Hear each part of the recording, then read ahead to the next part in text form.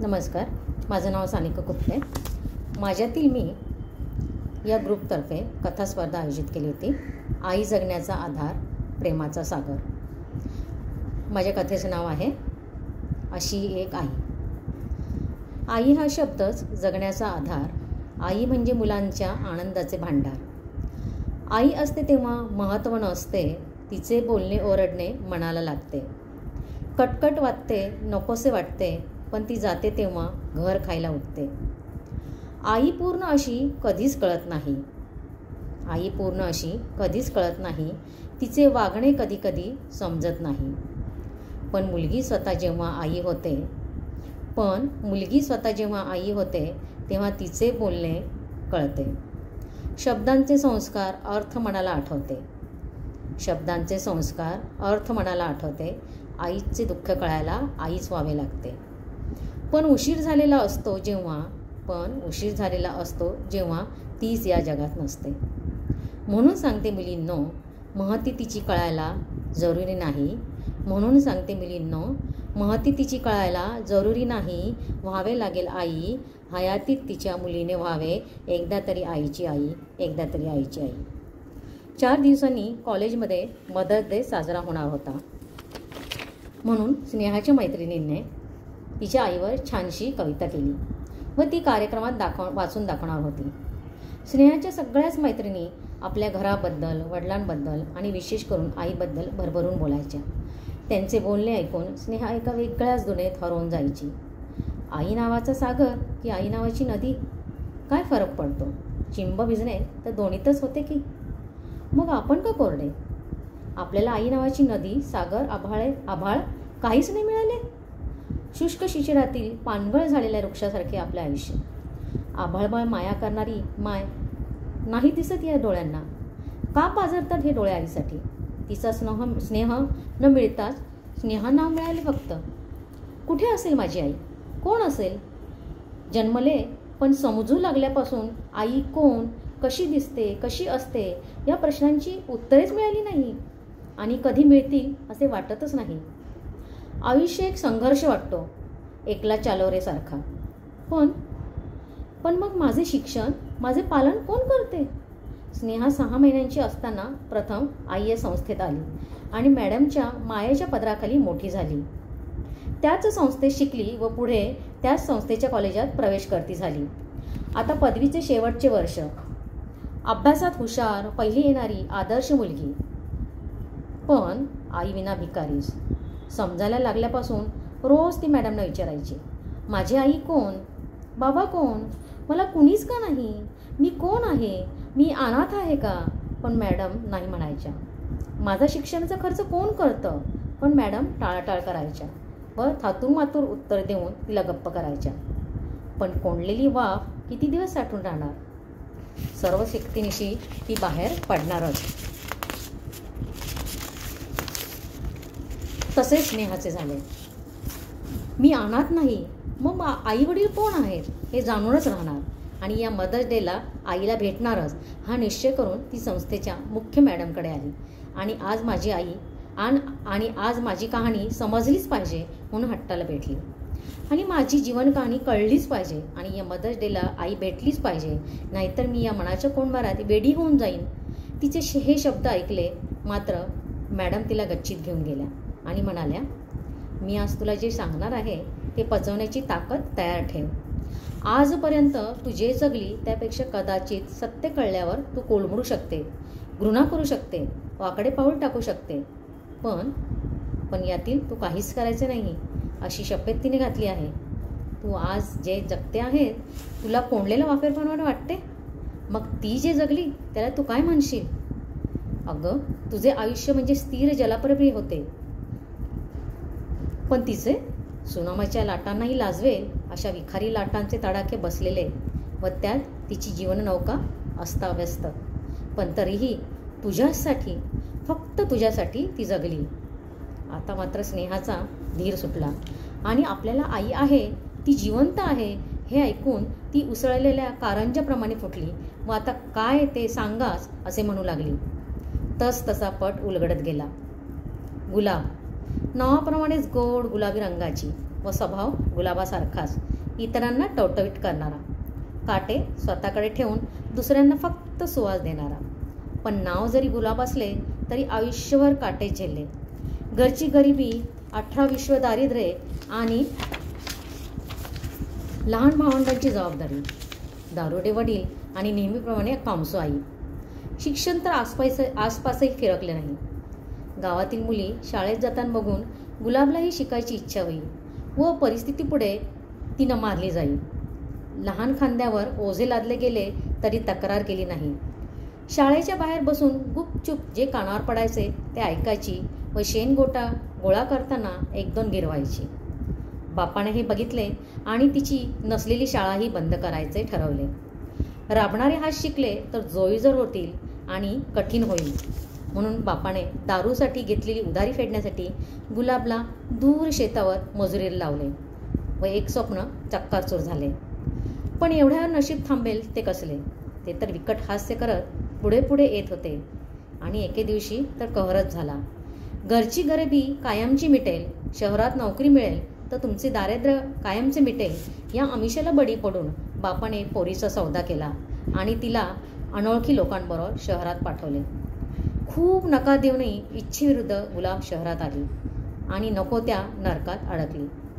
वेश्या व्यवसाय करण्यासाठी तिला प्रवृत्त केले. तिने खूप नकार दिला. एकदा तर पळूनही गेली, पण त्या नराधमांनी तिला परत पकडून आणले. पण तिचा नकार ठाम होता. तिचे रूप बघून खूप पैसा मिळेल म्हणून योनी मार्गात मिरची टाकून तिला जबरदस्तीने व्यवसाय करण्यास भाग पाडले आणि गुलाबच्या नऱ्या यातना सुरू झाल्या आणि अलवार बघितलेल्या स्वप्नांची राख रांगोळी आणि उरले फक्त एक जिवंत प्रेत. यातच काही वर्षे गेली आणि 17व्या वर्षी गुलाबने एका गोड मुलीला जन्म दिला. बापाचा पत्ता नाही असा व्यवसाय त्यात ही मुलगी झाली. म्हणजे आपण जे सोसले तेच हिच्या वाटेला. नाही, या कल्पनेस गुलाब कासावीस झाली, खूप तळमळली आणि मुलगी 6 महिन्यांची असतानाच मनावर दगड ठेवून सामाजिक संस्थेचे लोक आलेले असताना त्यांच्याकडून वचन घेऊन मुलीला सुपूर्द केले. दरमहा पैसे पाठवीन, पण तिला हवं तेवढं शिकू द्या, काही कमी पडू देऊ नका असे आश्वासन घेतले. इकडे दलालाने विचारले असता मुलगी मेली म्हणून खोटेच सांगितले, कारण त्याने गुलाबच्या गोड मुलीला विकायचे ठरवले होते. पण जिवंत असतानाही मुलगी मेली हे सांगताना एका आईला काय वाटत असेल. त्या रात्री गुलाब खूप रडली, पण गिऱ्हाईकाला काय त्याचे. गुलाबच्या पाकळ्या कुस्करणे इतकेच माहीत. काही दिवस गेल्यावर दलाला गुलाब खोटे बोलली हे समजले आणि त्याने बदला म्हणून तिला खूप मारले. पण तिने मुलगी कुठे हे कळू दिले नाही. शरीरावरच्या जखमा वागवत मुलीच्या सुखासाठी ती शरीर इच्छेविरुद्ध जाळू लागली. तिच्या मनावरच्या जखमा तर कोणीच जाणल्या नाही. सख्ख्या बापाने विकले, पण आपली आई काय करत असेल म्हणून तिचे आतडे तुटायचे. पण आता खूप वर्षे झाली आणि तिने आईला हृदयात बंद केले. पण मुलीला, ती म्हणजे तिचेच प्रतिबिंब. कशी दिसत असेल माझी लेक, कशी राहत असेल. तिला काही कमी पडायला नको म्हणून ती स्वतःच्या शरीराची पर्वा न करता पैसे कमवत होती. उपाशी राहून पैसे साठवत होती व गुपचूप मुलीसाठी पाठवत होती. कुणाला कळू नये म्हणून काय दिव्यातून जात होती ते तिलाच माहीत. ही कहाणी ऐकली मात्र स्नेहा अंतर्बाह्य आदरली. आपली आई एक वेश्या या विचारानेच तिला गरगरायला झाले. पण तिने स्वतःला सावरले आणि तिने मनाशी काहीतरी निश्चय केला आणि मॅडमना घेऊन ती त्या वस्तीत आली आणि पोलिसांच्या मदतीने तिने आईला सोडविले आणि सगळ्यांसमोर आईचा स्वीकार केला. कॉलेजमध्ये साजऱ्या होणाऱ्या मदर्स डेने आईला एक हुशार मुलीची आई ही ओळख दिली व तिला समाजाच्या प्रवाहात आणले. हे करणेही सोपे नव्हते. स्नेहाकडे बघण्याचा दृष्टिकोन एका दिवसात बदलला आणि तुच्छ नजरांचे बाण तिला झेलावे लागले. पण आईने सर्वच आयुष्य काट्यांच्या बाणावर घालवले. त्यापुढे हे काहीच नाही म्हणून तिने समाजाची पर्वा न करता आपल्या जन्मदातीला आई म्हणून हाक मारली. व नुसतीच आई हाक नाही तर आई ही ओळख दिली. कारण आज स्नेहा जे आयुष्य जगली ते आईमुळेच. एक आई आपल्या पोटच्या गोळ्यासाठी काय करू शकते याचे जिते जागते उदाहरण म्हणजे गुलाब. या गुलाबला आता फक्त शोपीस म्हणून फ्लॉवरपॉटमध्ये न ठेवता त्याची जागा देवाच्या चरणी आहे म्हणून स्नेहाने आईला आपल्या जवळ नवीन भाड्याचे घर घेऊन तिकडे ठेवले व त्या संस्थेतच ती काम करू लागली. 40ला आलेल्या आईची गुलाबी छट जाऊन फक्त काटेच उरलेल्या फुलासारखी अवस्था झालेली होती. पण या माऊलीने सोसलेले दुःख सागराच्या पाण्यानेही धुतले जाणार नाही ही जाणीव असल्यामुळे स्नेहा घरी आल्यावर आपल्या माऊलीची सेवा करत असे. आणि तू नुसता प्रेमाचा सागरच नाही तर महासागर आहेस असे म्हणून तिच्या कुशीत जात असे. आपल्या आईने जर आपली वेळी सुटका केली नसती तर आज आपणही त्या नरकात देवविक्री करणारे गिराईकांच्या हातचे खेळणे बनलो असतो. या विचाराने स्नेहा हादरली आणि आईने काय काय सोसले असेल म्हणून कळवळली. पुढे दोघी मायलेकींनी आपले आयुष्य अशाच वस्तीवरील बायका व मुलींसाठी वेचायचे ठरवले. पण समाजाचा मुखवटा असतो, पांढरपेशा पण चेहरा कुणालाच कळत नाही. वेशीची मुलगी म्हणून स्नेहाला विनवले जाऊ लागले आणि तिला घरही नाकारले जाऊ लागले. आपल्यामुळे आपल्या मुलीचं आयुष्यही बर्बाद होईल म्हणून ती माऊली परत जाऊ लागली. पण महाकाय लाटांनाही न घाबरणारा असा वज्रनिश्चय स्नेहाने केला होता व समाजाला न जुमानता ती संस्थेतच आईबरोबर राहू लागली. कानोपात्रेचे नशिबी विठ्ठलाचे पाय होते, पण आपल्या लेकीच्या पाठीशी कोण? या विचाराने झुरत कुणालाही न दाखवता गुलाब दिवस ढकलत होती. आपले दुःख मुलीसमोर व्यक्त न करण्याची कला ती शिकली होती, पण आतून तिला तो सल कुरतडत होता. सगळ्या कॉलेजमध्ये पहिली येणाऱ्या आपल्या हुशार मुलीचे आपल्यामुळे समाजातील स्थान भ्रष्ट होणार असेल तर काय उपयोग या आयुष्याचा? पण लेक हट्टी आहे, ती ऐकणार नाही म्हणून गुलाब रोज गुपचूप झोपेची गोळी घेत होती. मुलीला कळू न देता ती कण कण मृत्यूला जवळ करत होती. स्नेहाचे काम व कामाचा व्याप वाढला होता व लोकांची व कुचकट नजराही.